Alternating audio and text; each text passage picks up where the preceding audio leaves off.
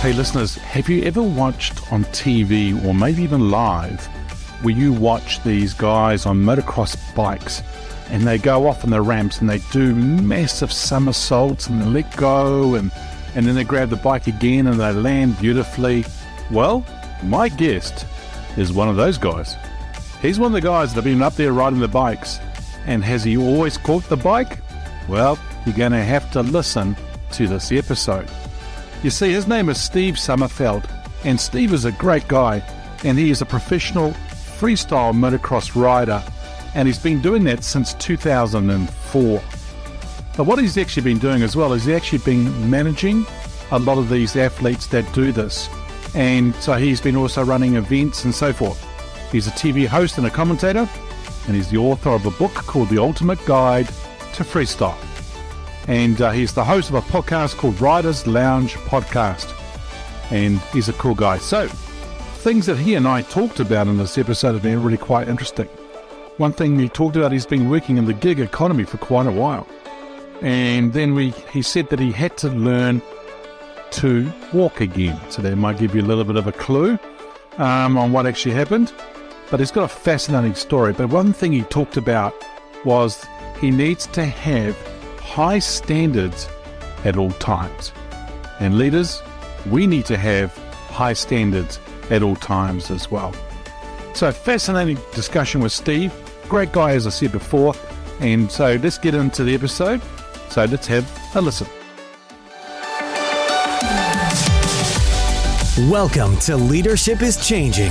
Each week, we and our guests provide information and insights through exploring leading change. This is taking your leadership to another level by finding the balance between executive excellence and personal well-being through stories that inspire real change.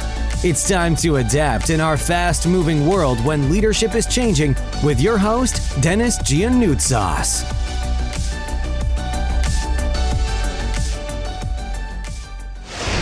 Hey there, listeners. Welcome to another wonderful episode on the Leadership is Changing podcast. I have a great guest with me today. His name is Steve Sommerfeld. Steve, massive welcome to you. Thank you very much for having me, mate. It's great to be on. I've just finished dinner, ran downstairs because we've got this one where I think pretty much exactly the opposite time zones at the minute. Yeah, whereabouts are you in the world today? So I'm living in the very north of Bavaria. I'm about 5-10 kilometres from the old east-west German border, and been here for about 7 years here. I had 1 year in Berlin, but just been living in Europe and travelling around. Came for a 2-month holiday and I'm still here. 2-month holiday, wow. And I can imagine the listeners right now going, wait a sec, his accent sounds like he's Australian, is that correct?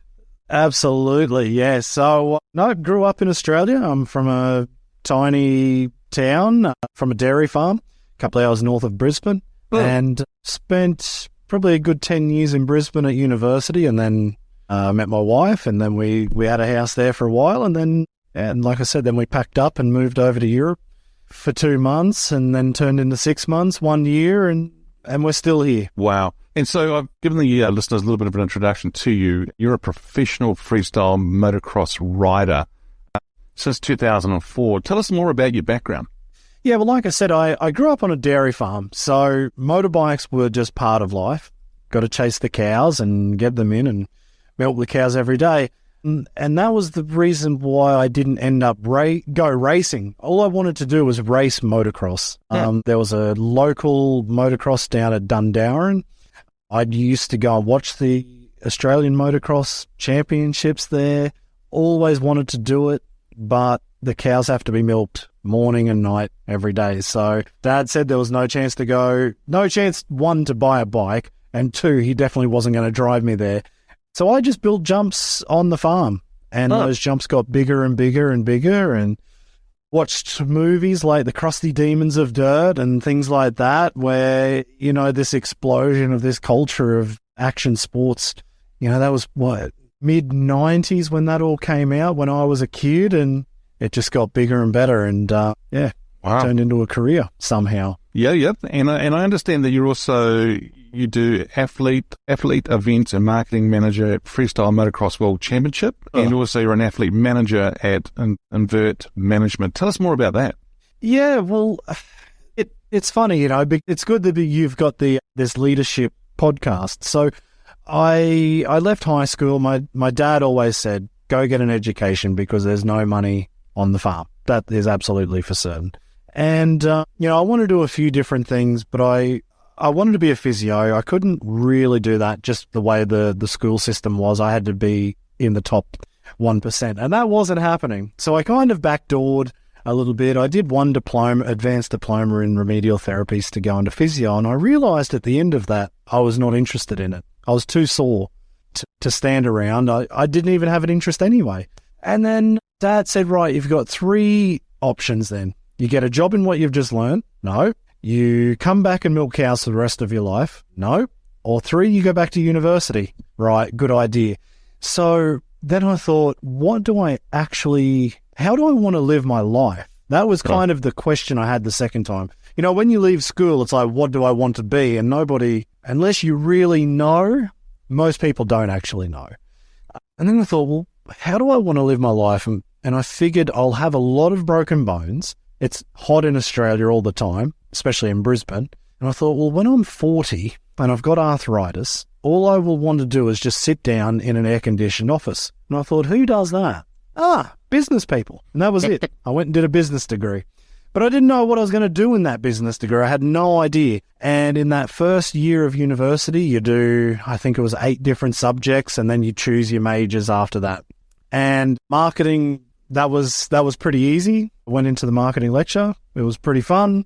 It was kind of like the fun part of business. Fine. So I chose that one. And I chose management. I don't know why. There was something about management that, I don't know, just tickled my fancy just that little bit. So I did the education and I enjoyed it, but I was not interested in working at all. I figured by the time I'd done 6.5, 7 years of university, I really wanted to ride my motorbike. And I thought, if I could live that long, like a university bum with not an awful lot of money, and what it's like to live at university. So I thought, I'll try ride my motorbike for a living, and I'll give myself 1 year. If I've done it for 6.5, I can do one more and actually enjoy it. And it worked out. From there, it was a couple of years down the line, things worked out very well. And a good friend of mine said to me one day, well, he said to me a lot actually, why don't I use those bloody degrees and diplomas that I'd spent 6.5 years on? And I thought, well, I'm not interested, because riding's a full-time job. You've got to train, you've got to ride, you've got to compete, you've got to perform, everything that goes around it. And then in the end, I decided to do athlete management with 2 of the best. I didn't know at the time, and they didn't either. They would become 2 of the best riders in the world, who were actually my friends as well. So it was just luck that it all kind of fell into place. So that's how I got into the management side with athletes, and that's where I created my business, Invert Management. I managed to convince my wife to quit her job and her career to come and work with me and take all of the paperwork duties off of my desk, so I could continue to ride and still continue to manage them, but then she would take over all the bits that I just had no time for. And so that was how Invert Management started. Yeah. The World Championships, I rode an event at the World Championships. I was doing their TV. I was a judge. I was helping them with their marketing. I was helping with their press releases, because it's a German company, but they're doing World Championships. So I was reading their press releases as a fan, as a rider, and as somebody who speaks English as a first language. And so I just jumped in and gave them a hand. And fast forward 15 years, I had a great career, loved it. I loved performing all around the world, but I had a big crash. And the 2 owners of this event series, Night of the Jumps, it's called, who I had worked for, and the reason I'd lived here now in Europe, they asked me if I'd like to work for them. And I said no. I said, thank you very much. It would be a dream job in 10 years' time, but I'm a rider. 6 months went down the line. I was still trying to learn to walk, and they asked me again if I'd like to work. And I said, thank you. Really appreciate the offer, but maybe in 10 years. And after 1 year, I finally learned to walk again, but I realized I probably wasn't riding professionally anymore. Yeah. So when they asked me the third time, I didn't let that opportunity go this time. I thought they're not going to ask again. Yes, I will join. And it is a dream job, but it came 10 years earlier than I expected. Wow. And tell me, when you say learn to walk again, was that due to the accident you had and then you had to physically learn how to walk again? Yeah. I did a show in Birmingham in England, and it was a 10-day motorcycle expo, and I'd done it 1 or 2 years prior, I think. And so I knew how the show went. For me, it was a very easy show, but it's draining. We're in a small arena. We do 2 or 3 shows a day, which is no problem. Getting up early, that part definitely I don't like. But the fumes from motorbikes, I think there was 6 or sometimes 7 of us in this small area. We're doing shows, and the fumes get to you by the end of the 10 days of shows. You're just absolutely exhausted. It feels like you've been carbon monoxide poisoned almost. Anyway, I got to day 8. I thought I was fine, and turns out I was just tired. I made a mistake, and I was doing a backflip. And the one trick when I'm doing this backflip is to reach down for where you sit on the bike, and we have a hole cut out under the seat. And so normally I would grab that. Unfortunately, I was doing this backflip. I missed the grab, and I was just hanging upside down under the motorbike. And that was it. I couldn't get back on. So I had a rude awakening when I hit the ground. Wow. I managed to get up under a bit of duress. I just felt winded, but I got up, waved to the crowd. You know, the crowd kind of comes for the spectacle. And if there's a crash, it's always a little bit that bloodlust. I don't know. So I waved to the crowd. Yep, it was a bad crash, but I walked it off. It's okay. And turns out I broke my back in a couple of places. That part didn't matter. The broken back part was fine. What happened was I broke my hip, but I didn't know about it for another 6 weeks. So I walked on broken hip, which was just absolute agony, but they kept telling me it was fine, so I thought I was fine. I was about to come back. I was supposed to ride in 8 weeks, and I could barely even stand up, and I thought, well, I was 2 weeks before this next tour to go back to England, and I was considering, do I get somebody to kickstart the bike? If somebody can start the bike, I can physically sit on it, and I could probably do a flip. I could probably do a couple of small tricks. It'll be enough. It'll be fine. I can get the job done. Anyway, I found out I'd broken my hip, and then that spiraled into finding out how bad the injury really was. And so I had an experimental surgery, thankfully finding a great surgeon in Germany. And I had to learn how to walk again. It took me about a year. So wow. that's So that's what I mean. I was never planning to do what I do now. That was not on the cards. This came a lot faster than I thought. Yeah. And I think that's actually pretty true for our listeners. You know, just look, you may not think, well, some people might be thinking, I need to prepare for something, or I'm not ready yet. And I don't think we are ever going to be ready for anything, right? So no, exactly right. And I'd say that's the best gift that I have out of doing what I did. I think anybody who does any extreme sport or action sport, even if you go mountain bike riding or rock climbing or skydiving, where you have to face your mortality, and I had to do it every day, you don't take things for granted, because anything can happen at any time. And I always prepared for that, but being prepared for it and going through it are still two very different things. Amazing. Yep, and I think that even, my medical scare of, health scare and that I had too, right? It's sort of gives you a big wake-up call, but you were doing it just every day. It was giving you a wake-up call to think about things too, right? So, big thing. That's it. Well, that was the main reason why I took this step at the start. I'd been to university, done my 6.5 years of education. I know I can do a lot of other things even if I don't want to do what I studied. That part's not the problem, but I knew I had a good backup plan. So then I had that feeling like, okay, let's just try and ride a motorbike for a living, because I know I've got a fallback plan. If something goes wrong, if everything goes absolutely horribly, I'll work it out. It's fine.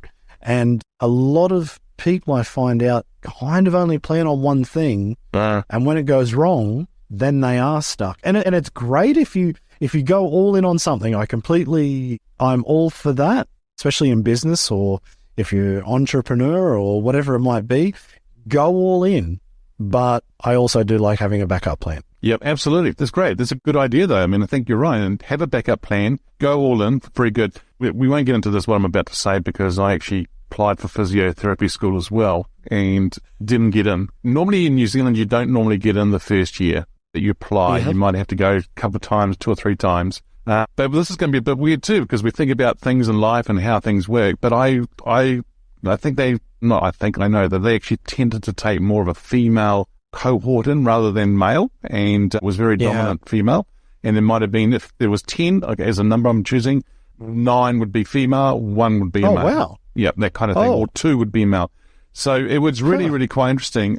That was many, many years ago, and so I'm sure it's changed now. But yeah, it was really interesting to see.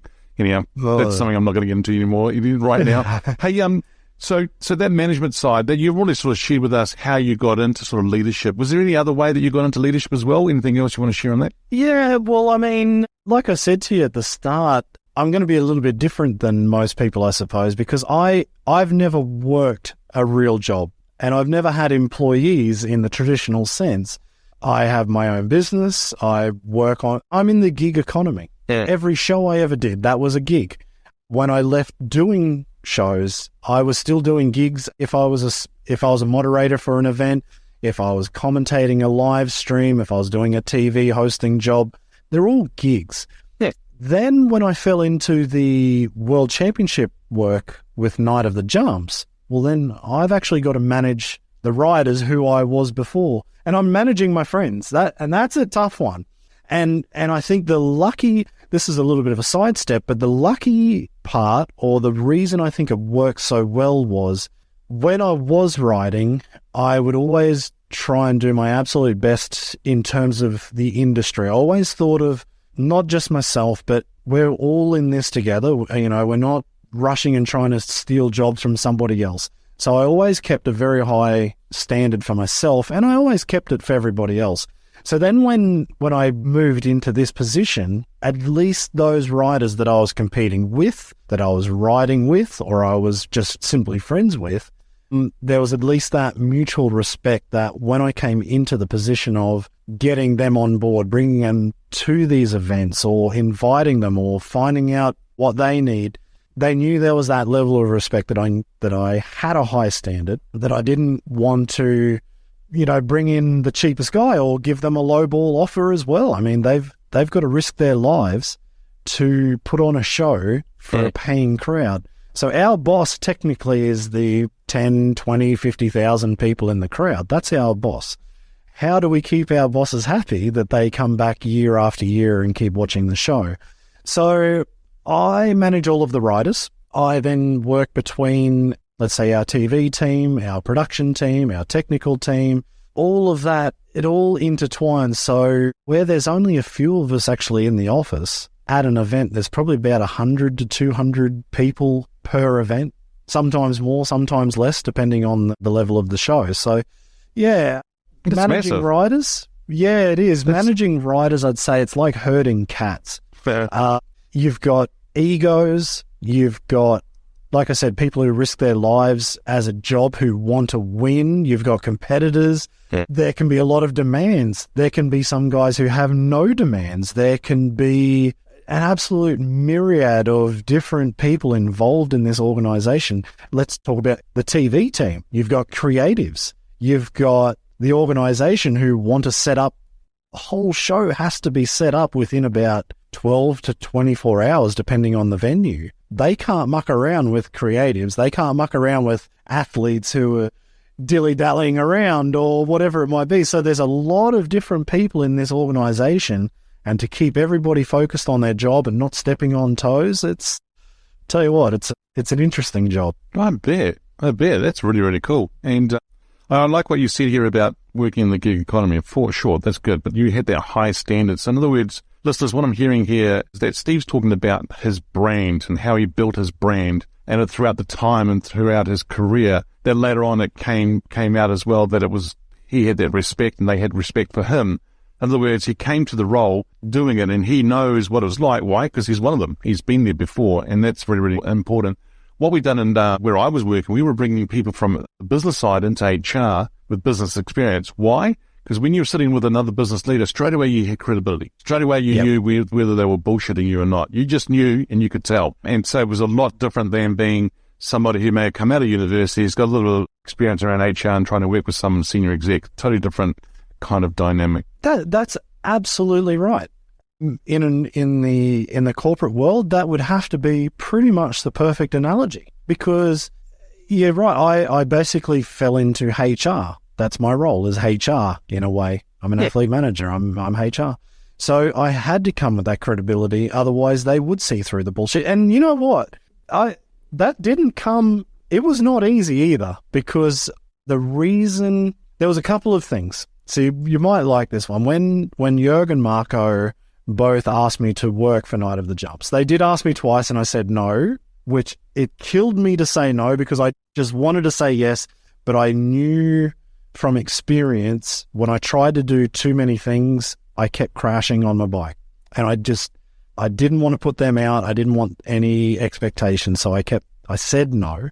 When I finally said yes, I actually put them into an interview rather than them putting me into it, because they knew what I could do. They knew who I was. They knew everything. I wanted to know why they did this. Why after 20 years are they still running one of the longest running event series in our sport?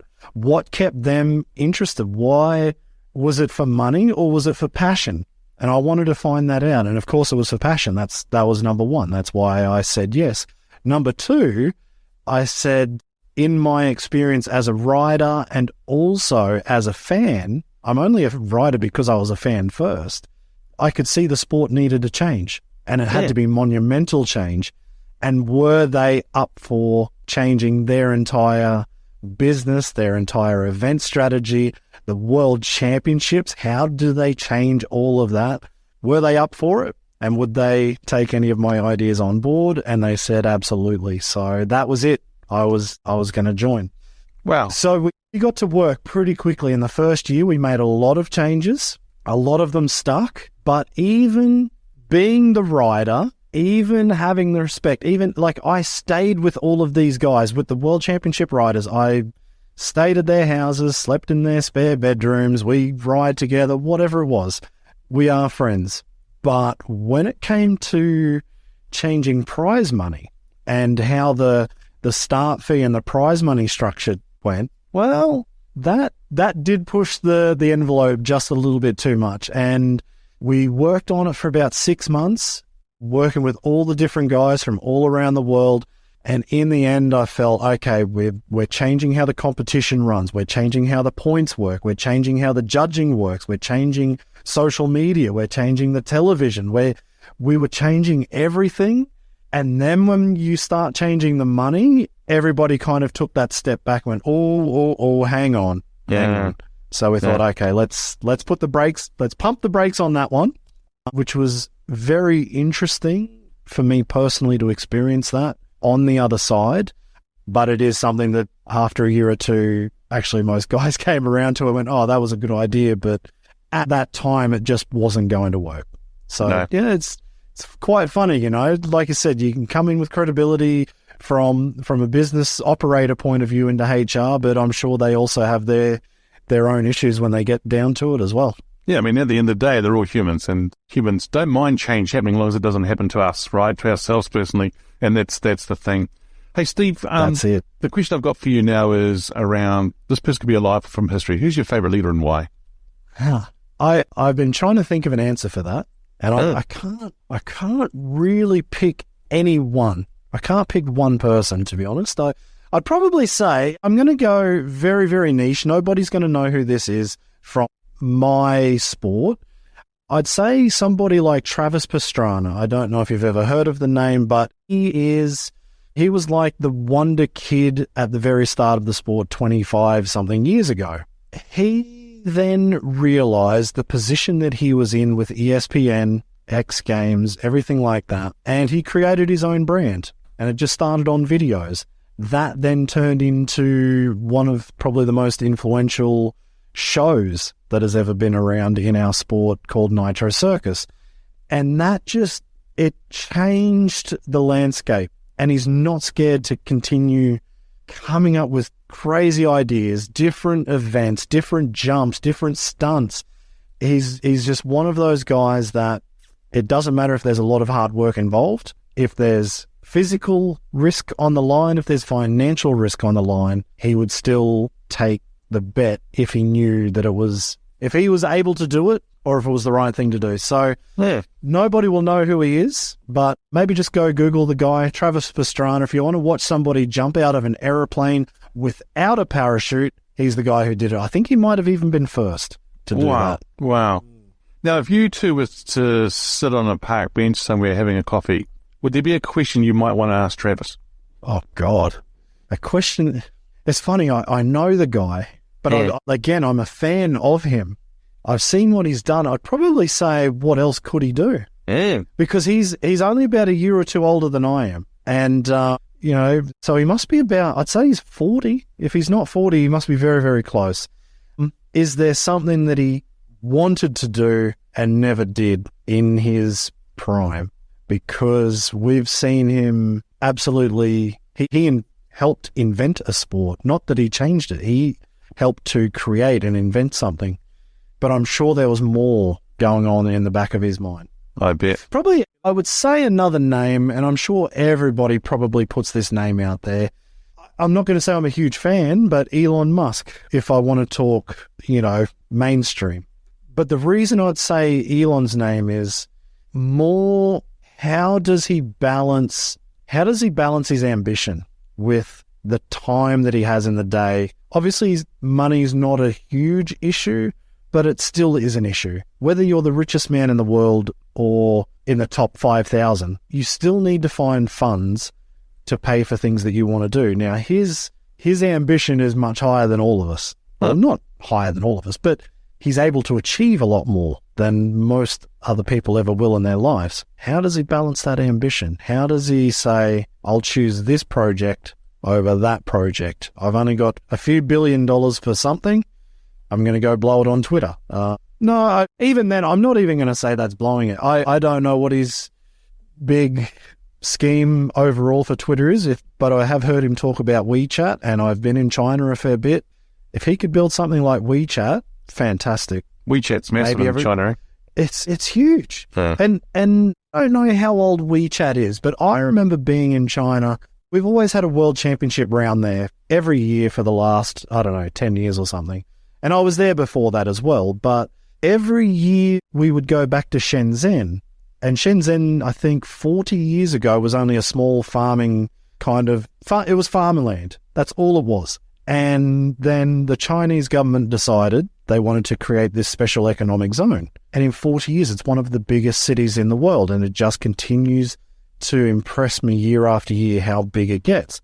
And, I just wonder, what kind of change you can see with that much money that, okay, we do this or we do that. It's unbelievable. Yeah, amazing. Now, you mentioned change a couple of times already, but the show here is called Leadership is Changing. When I mentioned that title, what does it mean for you? I'd like to think that, everything is changing, isn't it? And COVID really sped that up. So That's perfect that you've got leadership in changing in the title of it. It's funny. Everybody's kind of caught up to how I've lived I'm going to say working life in inverted commas. I've always worked from home or from a laptop and a phone. That's all I've ever done. One of my best friends, Jason, who owns this IT company who fixed my emails, who I was just telling you about earlier before at Lakes Networking in Australia, he started sponsoring me at the very start. He hated that I did what I did, but he always supported it by giving me laptops, setting up my emails, building my website, kind of allowing me to be as mobile as I could be from about 2006 or 2007, something like that. And COVID has finally shown the rest of the world how I live. So it's been quite funny to see everybody working from home and getting into it. And, now they've got to go back to the office. And I guess that certain amount of dread that comes along with that. But the leadership that goes into that's the hard part. And actually, I would even say, coming back to Night of the Jumps, when I joined them 5 years ago, so a couple of years before COVID started, I was the first person to join their business, which is based in Berlin, but I'm living 4 hours south. So I was the first person out of the office. After about 6 months, I think Frank the Tank, who's our logistics manager, he comes from another part of Germany, about an hour away from me. And then he said, you know what, I think I want to go back home and, I can work from home. Yeah. So the leadership in the company and the organization had to realize, well, do we need to be in an office in the center of Berlin? Can we do something from home? Well, then that started the whole process. And before COVID even kicked in, I think we were all pretty much working from home. So that was a monumental shift for them as well. 20 years that they'd been doing these events. And then I came along as like this little bit of a wild card in the middle of it. And just seeing how they reacted to the work from home opportunities and how much more we got done. It was fantastic. And they took it on board. They didn't even, or maybe they thought about it in the background, but they never let on how it could affect the business. They just went, yep, that seems like it's better for everybody. Everybody's happier. Why not do it? There you go, listeners. Congratulations. You've finally caught up to Steve, and the rest of the world has caught up with you, which is good. Yeah. And Travis, if you're listening to this episode, I'm sure Travis will be listening to it. What else could you do, Travis? That's a really cool question for Steve to ask you. Steve, we've covered off the other questions actually quite a bit already that you've talked about things, but there's one question I do want to ask you, and that is, we're living in a world that's getting faster and faster, and I'm sure even in your industry as well, it's getting a lot faster. Technology, data, the whole lot. How, for a leader, manager today, what can they do to make sure that they're successful in a fast-paced, ever-changing world?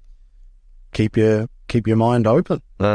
Always say yes. Always look for the opportunity.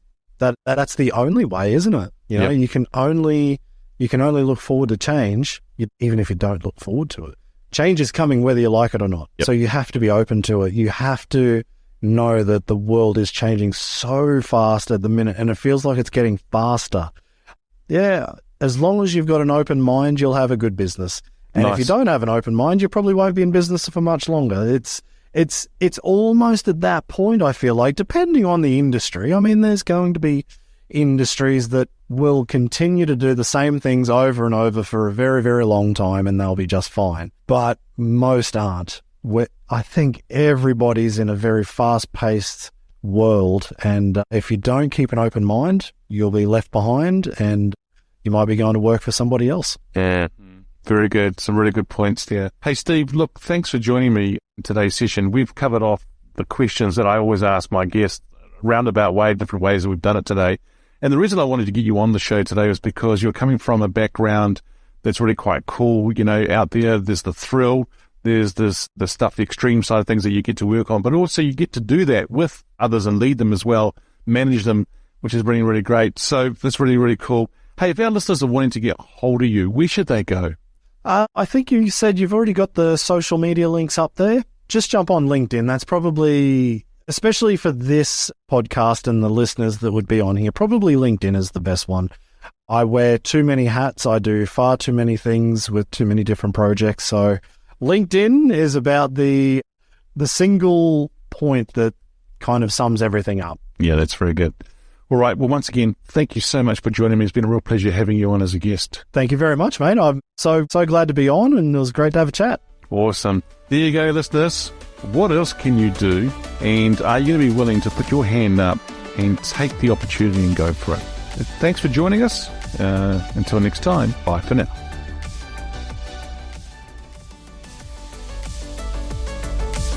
Thank you for listening to this episode of Leadership is Changing with your host, Dennis Giannoutsas.